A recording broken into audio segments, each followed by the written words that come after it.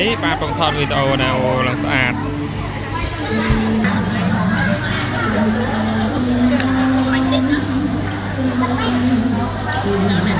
คู่ไปไหน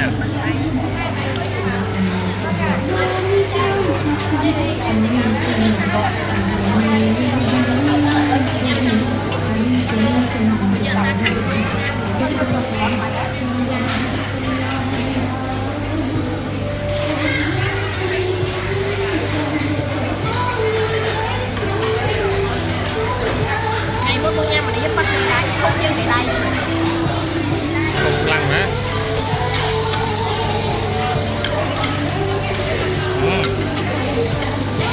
để cho các cô pre dễ